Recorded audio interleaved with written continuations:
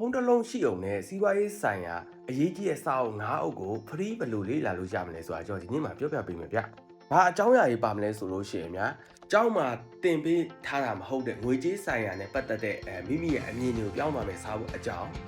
ရှာထားတဲ့ငွေရဲ့10ပုံတပုံကိုဘာကြောင့်မဖြစ်မနေစုဆောင်းမှုလိုလဲဆိုတဲ့စာအုပ်အကြောင်းချမ်းသာကြွယ်ဝဖို့ဆိုလို့ရှိရင်အရင်ဆုံးလောက်ရက်တွေလောက်ရတာမဟုတ်ပဲကိုယ်စိတ်ထဲမှာရှိတဲ့ mindset ကိုအရင်ဆုံးပြောင်းရတယ်ဆိုရဲစာအုပ်အကြောင်းလူတွေကငွေကြေးနဲ့ပတ်သက်လို့ရှိရင်ဘာကြောင့်သင်္ချာတွက်နည်းအတိုင်းတွက်ပြီးတော့မှားယွင်းတဲ့ဆုံးဖြတ်ချက်တွေချမိလဲဆိုတဲ့စာအုပ်အကြောင်းကိုကျွန်တော်ဒီနေ့ပြောပြပေးမှာဖြစ်ပါတယ်ဗျပထမဆုံးနားထောင်တဲ့စာအုပ်ကတော့ Rich Dad Poor Dad လို့ခေါ်တဲ့စင်ရဲဖေဖေချမ်းသာဖေဖေဆိုတဲ့စာအုပ်ဖြစ်ပါတယ်ဗျ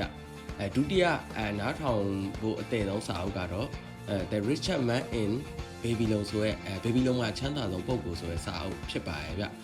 ပြီးရင်နားထောင်တင်တာကတော့ Think and Grow Rich ဆိုတဲ့စာအုပ်ဖြစ်ပါတယ်ဗျချမ်းသာအောင်တွေးချမ်းသာအောင်လုပ်ဆိုတဲ့စာအုပ်ဖြစ်ပါတယ်နောက်ထပ်The Philosophy of Money ငွေနဲ့ပတ်သက်တဲ့စိတ်အကြောင်းအရာပေါ့ဒီစာအုပ်ကိုနားထောင်တင်ပါတယ်ဗျနောက်ထပ်နားထောင်တင်တယ်နောက်ဆုံးနားထောင်တင်တာတော့ Atomic Habits ဆိုရဲအလေးကျင့်ကောင်းတဲ့ဘယ်လိုမွေးမြူရလဲဆိုရဲJane Clear ရဲ့စာအုပ်ဖြစ်ပါတယ်ဗျဒီစာအုပ်တွေကိုကျွန်တော် free ဘယ်လိုလေ့လာလို့ရမလဲမြန်မာစာနဲ့ audio book တွေကိုဘယ်လို website တွေကနေပြီးတော့ဘယ် channel တွေကနေပြီးတော့လေ့လာလို့ရမလဲဆိုတဲ့အကြောင်းတွေကိုကျွန်တော်ဒီနေ့မှာပြောပြပေးမှာဖြစ်ပါတယ်ဗျကျွန်တော်ကိုယ်တိုင်ကလည်းဒီစာအုပ်တွေကိုအရန်လဲကြိုက်တယ်အရန်လဲလေ့လာဖြစ်တယ်ကျွန်တော်တို့အတွက်ကျွန်တော်ဘဝအတွက်လည်းမဖြစ်မနေလေ့လာသင်တဲ့စာအုပ်တွေနံပါတ်1အစင်းနဲ့မှာပါလို့နားမထောင်ရသေးဘူးဆိုရဲမိတ်ဆွေတွေကျွန်တော် customer တွေအတွက်ဝေမျှပေးရဖြစ်ပါရဲ့ဗျ Robert Kiyosaki ရေးထားတဲ့ Rich Dad Poor Dad ဆင်းရဲဖေဖေချမ်းသာဖေဖေဒီစာအုပ်ဟာဆိုလို့ရှိရင်တော့ကျွန်တော်ဘဝမှာ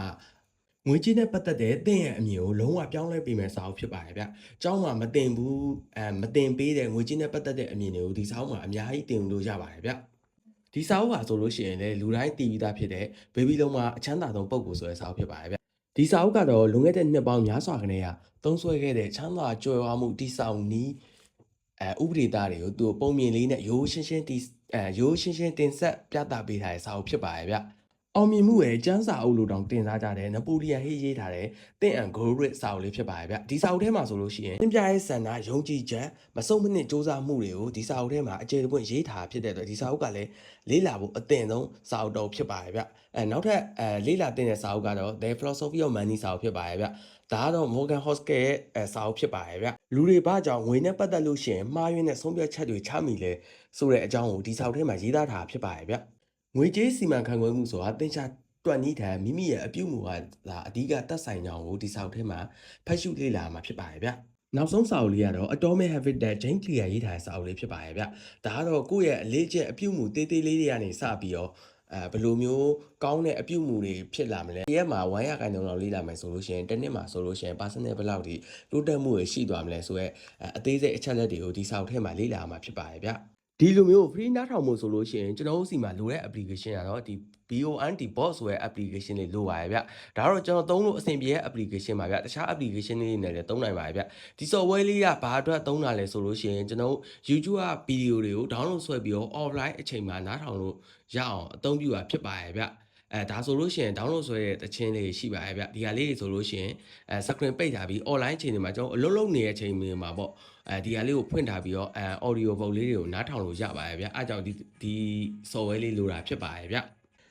ျဒီ software လေးကိုကျွန်တော် App Store ကနေအလွယ်တကူ download ဆွဲလို့ရပါရဲ့ဗျ BONT bot ဆိုတဲ့ software လေးပါဗျဒီမှာဝင်လိုက်ပါဗျပြီးလို့ရှိရင်ကျွန်တော်တို့ဒီ browser ကိုသွားပါဗျသွားပြီးလို့ရှိရင်ဒီမှာYouTube ဆိုပြီးရိုက်ရှာလိုက်ပါဗျဒီမှာ youtube.com ဆိုရိုက်လိုက်ပါဗျပြီးလို့ရှိရင်ဒီမှာတစ်ချက်ဝင်လိုက်ပါဗျဒါတော့ကျွန်တော်ခဏလေးစောင့်ပေးပါဗျဒီမှာ YouTube server မှာကျွန်တော်တို့လိုချင်တဲ့ဟာကိုရှာလိုက်ပါဗျဒီလိုမျိုးစင်ရဲပေပေချမ်းသာပေပေစာဆုံးလို့ရှာလိုက်ပြီးလို့ရှိရင်ကြာလာပါလိမ့်မယ်ဗျကြာကျွန်တော်နားထောင်ခြင်းနဲ့channel တစ်ခုရဲ့ဗီဒီယိုကိုထောက်လိုက်ပါဗျ